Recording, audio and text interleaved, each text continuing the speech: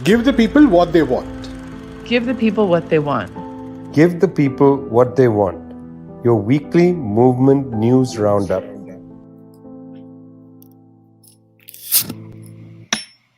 Well, we're back with you on Give the People What They Want, or at least I'm back with you. I was away last week because couldn't get any connection, but here we are.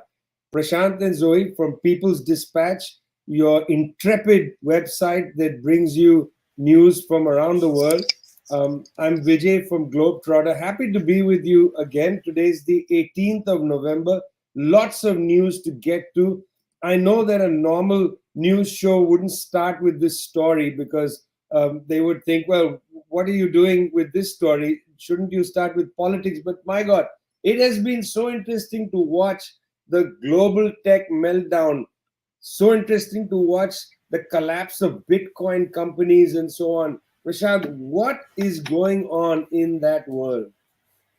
I mean, it's almost difficult to say. I mean, right now, if you look at Twitter, some of the top trending topics are talking about, the entire site collapsing. There are reports saying that, it's really doubtful how the company is even going to survive.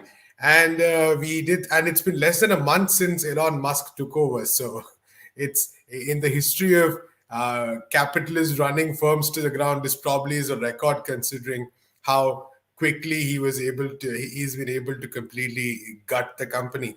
And of course, there's just one aspect. We know that Facebook laying off close to 10,000 workers, 11,000 workers, and Amazon, of course, announcing plans that they would fire another 10,000 workers.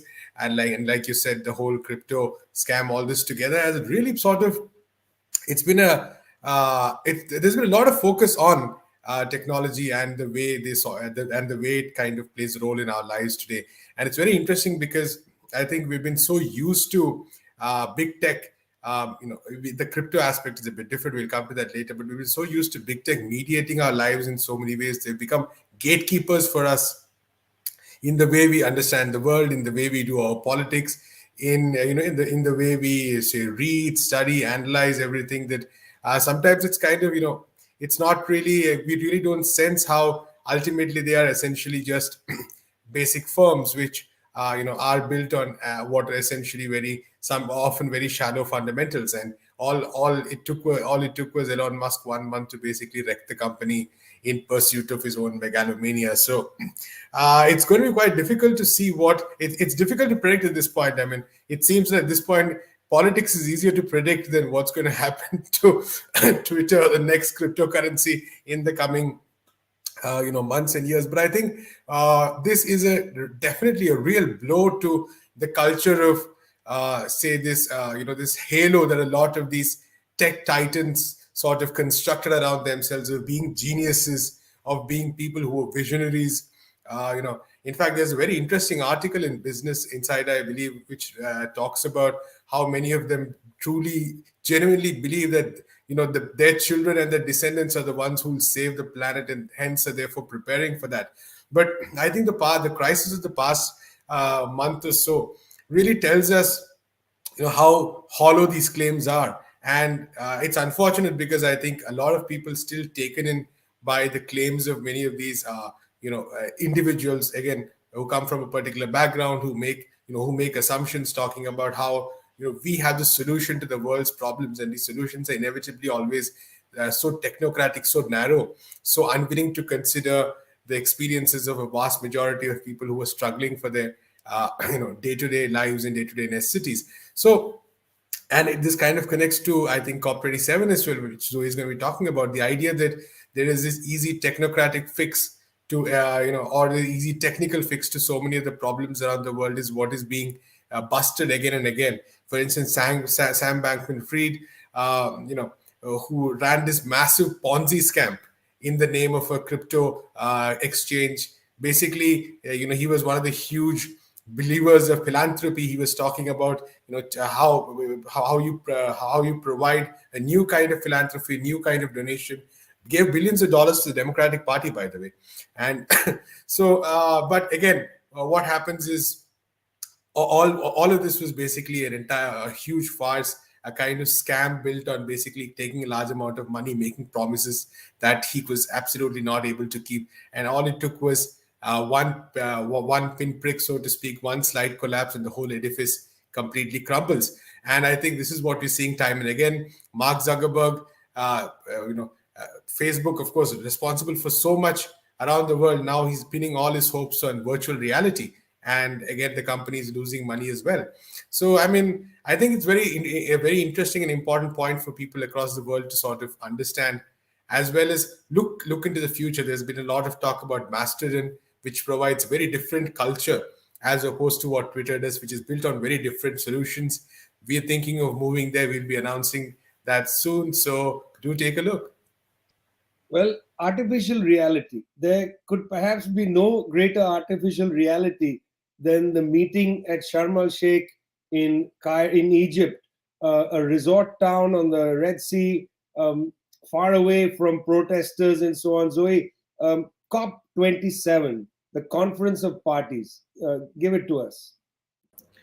Well, there is a lot to say. As you said, it is sort of this virtual reality. I mean, taking place in Egypt, where probably the worst country in terms of political repression, over 60,000 political prisoners. As we've spoken about before, the imprisonment of Allah has been really front and center in this COP. A lot of different spaces and meetings have included different calls for his release. We reported on People's Dispatch that there was news of his signs of life after he started a no water hunger strike. That's on one hand. Another huge hit of the COP27 has been the advances that Lula, the incoming president of Brazil, has made in these spaces. He has really taken the world by storm. I think many people are seeing that Lula is going to be one of the key global figures in the next period, providing kind of a moral compass for a lot of nations around the world, being able to galvanize efforts in the global south to not only tackle the very pressing issues of hunger within Brazil, but also global challenges of the environmental crisis. He's really put this front and center, which is why he went to COP27, even being a president-elect, which this was actually criticized by Bolsonaro. He called him a usurper, despite the fact that Bolsonaro did not go. That's another key highlight that we have to point out, especially because of the Brazil coverage we've been doing. Again, we've written extensively, Tanu Priya Singh, our reporter, has written extensively about the efforts of the global south, especially the small nations, the small island nations, Pakistan and other countries, to bring up loss and damages and climate financing. This has been a demand of the global south countries above all in the past several conferences. It only this year was able to make it on the agenda. And as the COP is finishing out in its final days, this is the main push, and it is receiving the most pushback from the US and Europe, who believe that they don't have to actually pay for their crimes against the environment and against humanity. And I think it's interesting that, you know, in this space, COP27, we highlighted this on a social media post, but this is a conference that's sponsored by the largest multinational corporations that exist: Coca-Cola, Unilever, other corporations that are historically responsible for so many of these environmental crimes. And it seems ridiculous that a conference that's supposed to be about saving the planet can be held in a country with mass human rights violations, sponsored by multinational corporations that are destroying the planet we live on, and a lot of leaders who essentially want to get off scot-free and not have to pay for their crimes. And so I think it's so important that while we must salute the important advances being made in the space of COP27, it's also important to point out that many of the actual solutions for this environmental crisis are not even going to be raised in this space, which is changing the system of capitalism. As we know, capitalism is the primary responsible for this crisis that we're seeing today. The method of extracting resources in an unbridled way to further capitalist accumulation is really, we can see in every single different context. This is the primary reason behind it. And I think it's important to point out the International People's Assembly has put out their position on the environmental crisis, which is highlighting what is the system that is responsible for these crimes, what are the impacts of it in all the different levels, especially being a space that is majority made up of movements, people's movements from the global south, a lot of peasant movements, people who are directly affected by this crisis. But really, at this point, the entire world cannot hide from the impacts of climate change. This position also points out the fact that a lot of the pandemics are going to increase because of this, because of climate change. There's so many different impacts on the peoples of the world, and it is the people of the global south, the most poor and dispossessed nations that are going to be facing this. And so it's so important that this perspective also being taken into account, understanding that it will never see an actual platform in a place like COP27, but that this cannot be ignored. I think Nicolas Maduro, in his speech, he might have been the only person who brought up this anti-capitalist perspective, but it can't be ignored because at the end of the day, we know that capitalism is the problem here. So it has to be remembered.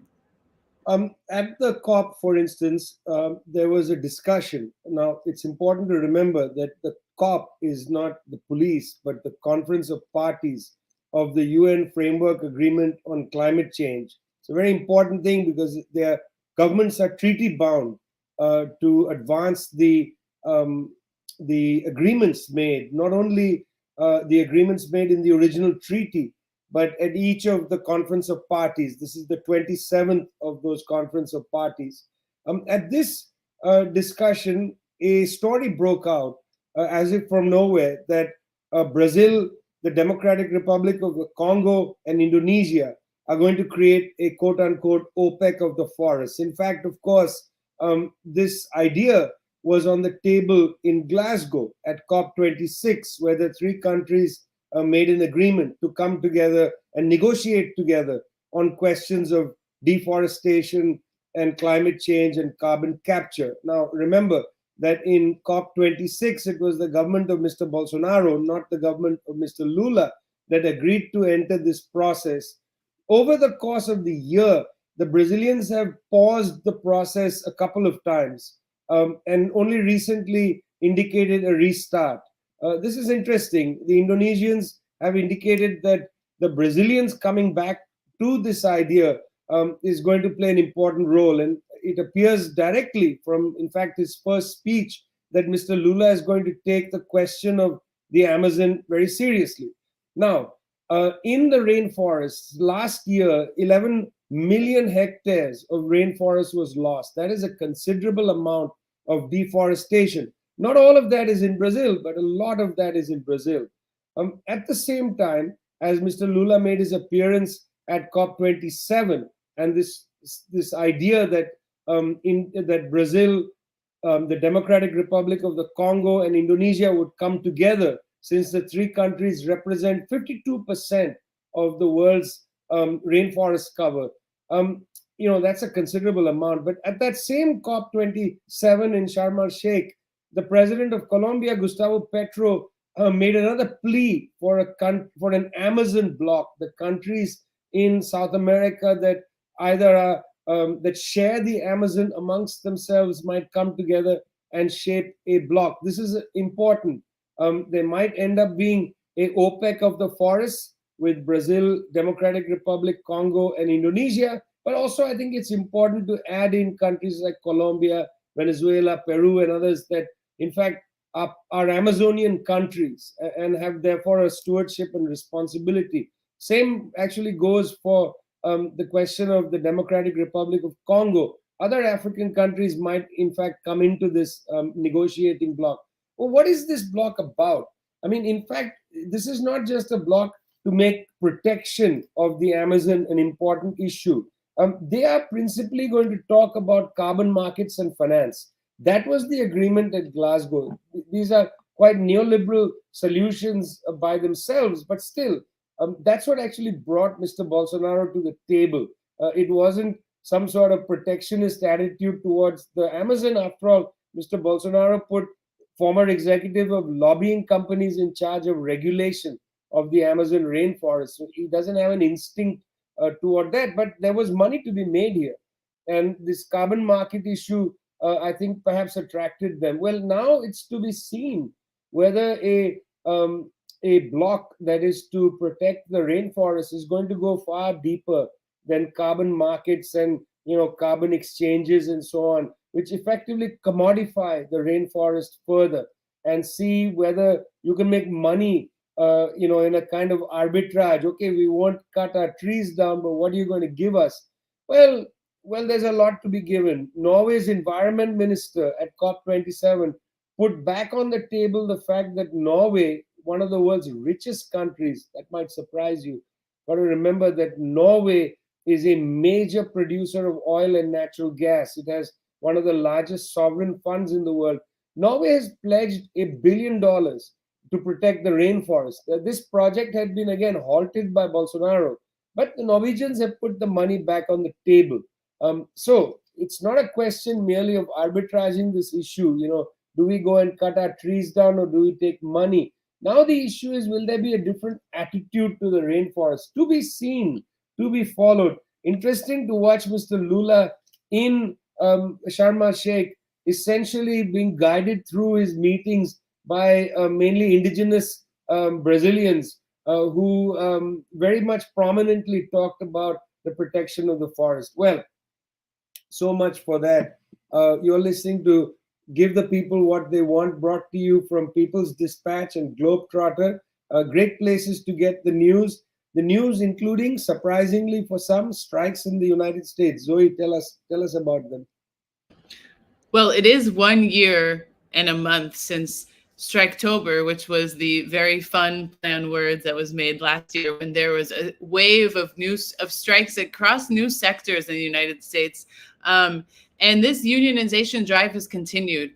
The U.S. is one of the countries with very, very low unionization rates, primarily due to kind of the attacks on public sector, of course, deindustrialization.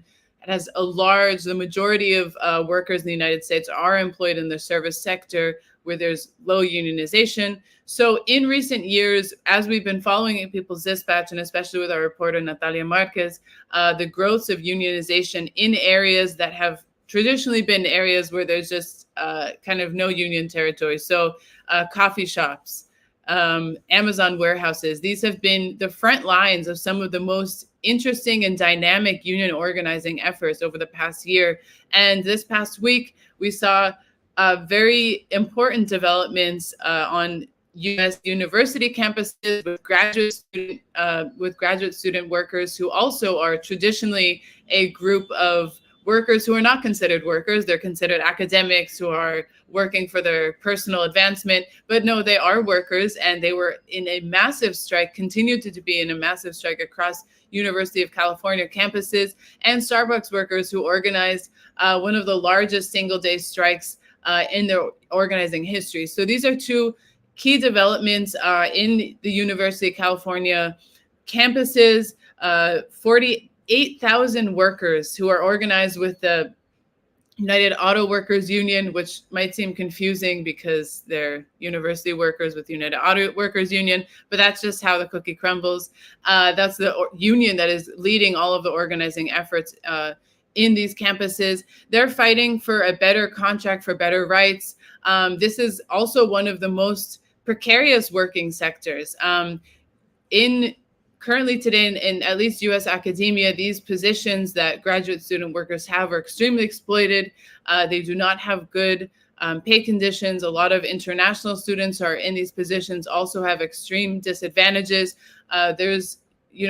Women have also spoken about the fact that they're spending most of their salary on childcare, which disincentivizes them from even participating in academia. So this is a really interesting strike because it's bringing up so many different elements that are key labor demands, but also are really addressing kind of systemic oppression in many areas of academia. And they're trying to address the systemic oppression and exclusion of different people through their demands. So I think it's a really important and interesting strike to watch. Again, it is the largest strike of university workers. 48,000 of them are on strike across University of California campuses, so at universities across the state of California. And then we have, of course, the Starbucks workers who have also been on the front lines of really interesting unionization efforts across the country. They picketed at 100 different locations. There's been a lot of advances, but also attacks on their unionization efforts. the management has really attempted to kind of muzzle and clamp down on these efforts. A lot of people have faced retaliation for their organizing, been fired, and other measures. And so they're fighting back against this, demanding that the company sit down and take their demands seriously and not block these attempts for them to form unions, which has been happening in a lot of different locations, even closing stores at times. So very, very key. Strike November, not really sure if it's as catchy as Striketober, but there they are on the front lines demanding rights, especially. And I wanted to mention that this Saturday, there's going to be a really interesting event at People's Forum about the path to peace in Ukraine. The people of the US want peace. The people of the US want labor rights, and they want dignified conditions for life for people across the world. So that's the report from the US. But now moving to a place where things are a little more complicated, perhaps, which is the Democratic Republic of Congo. We talked about how the DRC is going to be part of this OPEC of the forest, Prashant. But meanwhile, inside the forested regions of Eastern DRC, lots of tribulations. Right, Vijay. I mean, it's this is actually a conflict that has been going on for a long time, and the most recent bit of news concerns the M23 rebel group, which has made some advances once again, coming close to the city of Goma, which is a very important city in the DRC. And, we saw a similar round of attacks and fightings a few months ago, somewhere around May. And at that time, we had spoken to Kambale Musauli, our colleague and friend, who is expertly time and again pointed out, taken us beyond what seems obvious in this issue, which is that one, of course, the fact that the M23 group is backed clearly by the DRC's neighbor, that is Rwanda. Important to remember, of course, that Rwanda is one of the major US and British proxies in the region. All of us remember, of course, that it's also an ally of the UK in its infamous migrant plan to relocate refugees. But Rwanda has a much more deeper and bloodier history in the DRC as well. Rwanda and Uganda were involved in the two invasions of the DRC in 1996 and 1998. Millions of people have been killed. Rwanda has never been brought to justice for that. In fact, Uganda was at least brought before the International Court of Justice. There was an order that a fine of around 325 million be paid for war crimes. Rwanda was never brought before the ICJ because it has not signed the Rome Statute. It does not have jurisdiction. But both Rwanda and Uganda have, as Kambale has pointed out time and again, have continued to support these rebel groups. And the important thing to note here is that the M23 is not a new group. The M23 was there in 2012. It was there in another name. It was there in various other names from 1996 onwards. It was earlier called the CNDP. Before that, it was called the RCD. Before that, it was called the AFDL. Through all of this, what has continued is the fact that the loot of the DRC's mineral resources has been the fundamental point that is there. And Rwanda has become one of the biggest exporters of coltan. The Rwanda claims that or Rwandan group, the army often claims that it is supporting militia to kind of fight other militia, etc., whatever. But the fact is that what is basically happening is a whole-scale loot of the mineral wealth of the DRC. And this is happening in the hands of through a country that is Rwanda, which is backed very strongly by the Western powers. So now we do know that there are regional interventions that are taking place right now. I believe a regional military force is also being deployed. But I think, while this might temporarily halt the M23, it might prevent M23 from taking Goma, maybe, for instance. It is not a sustainable answer to the problems that the DRC is facing, which is that the DRC is essentially been attacked continuously by various proxy forces. Uganda also has its own, Ugandan soldiers have also entered the DRC claiming to fight another rebel group, but again, with very similar results. So that's where we are at right now. The DRC, one of the, a very, very important country in Africa. Of course, people always talk about the mineral resources, but more than that, in terms of its strategic importance, in terms of its very glorious history of being an anti-imperialist power and a force of anti-imperialism. There's this long tradition which has made also the DRC very strategically important. So we do know that it's essential to sort of watch and talk more about what's happening in the DRC, because this is loot, and this is loot which is of importance to the world because these resources are used for some of the most high-end technological products for time. We began by talking about the tech meltdown, but a lot of the base materials for this technology, the technology that runs our world today, actually comes from countries like the DRC. So this kind of loot is really, really condemnable, and it actually goes to show the kind of impunity that allies of the United States continue to enjoy.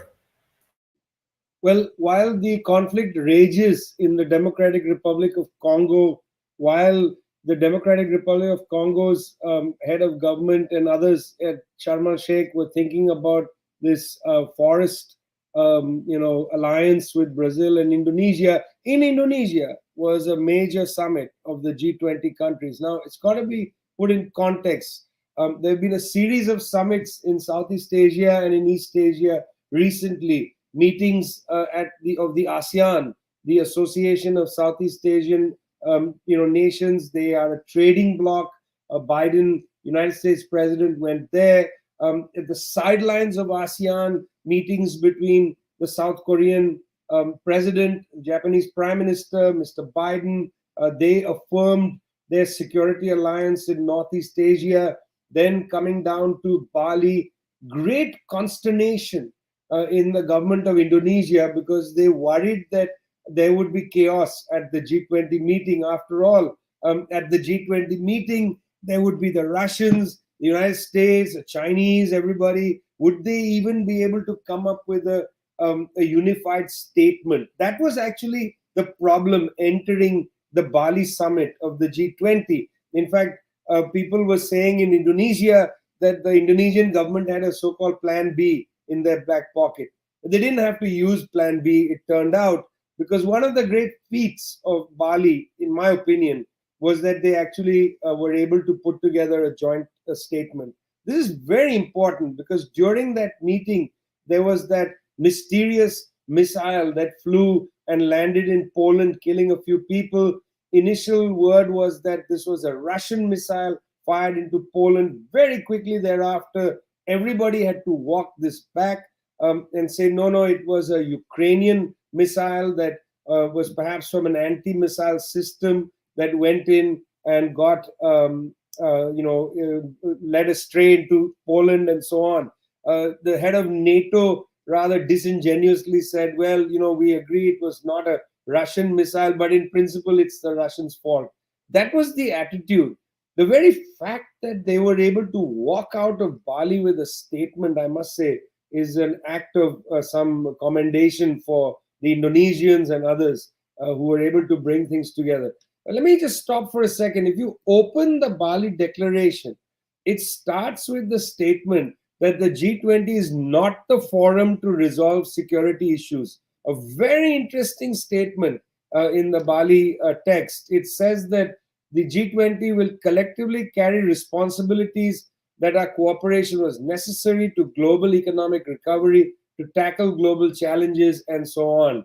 But they very quickly said this has nothing to do with security. It has to do with global trade and inflation and all those other things. Now, whether you can separate the politics from the economics, the security from trade, that's another matter. It's been shown that this conflict in Ukraine is actually also about economics because it's created a cascading impact on inflation and so on.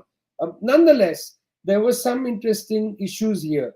I think there was a recognition that nobody is going to be able to easily save the recessionary economies around the world. The bulk of the economies in the world now entering recession. In 2008, the Chinese effectively bailed out the world economy by providing liquidity along with India into the international monetary system, but also by basically revving up the engines of the Chinese economy and becoming the locomotive for the world system in 2008.